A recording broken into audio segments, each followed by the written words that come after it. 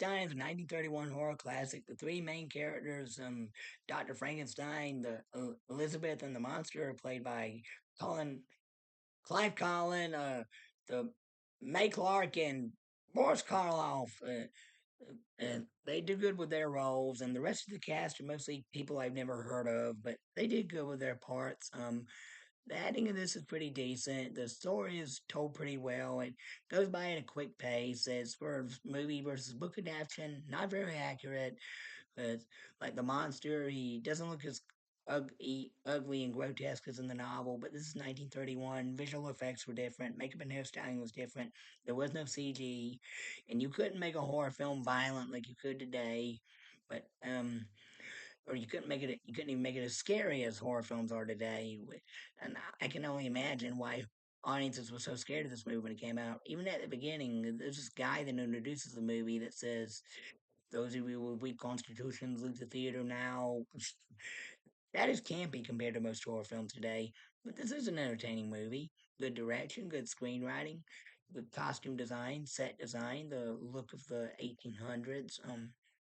The the monster is like it's the most popular look of the monster that we see in most stuff that shows Frankenstein's monster with the green skin, the flat top haircut, the bolt coming out of the neck, the wall.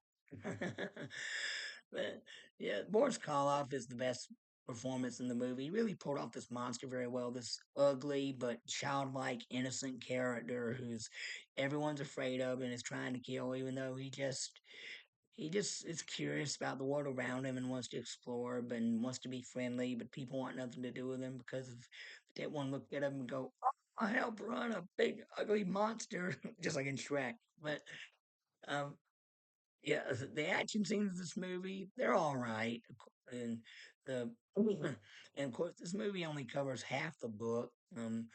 It's at a quick pace, like 70 something minutes, but it's told very well and uh, it was all right for what it was in the 30s, and it was a big start of this like cinematic universe. Like this is the MCU of the day, except it was with horror stories. Like all these horror characters that either from novels that were in public domain or were original creations by Universal, they all existed in this big horror franchise created by Universal Pictures, except that they didn't like have cameos and like references to other movies off and when whatever movie they made to let you know they were in the same universe.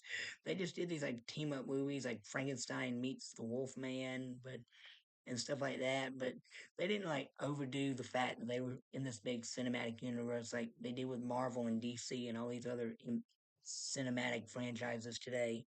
But this movie worked well for the time it was made, and I'm sure it was pretty scary back then, but it's not scary to people like me today. It's just entertaining fun, and I give it two thumbs up. All right, that's it for now. Thank you and God bless. Bye.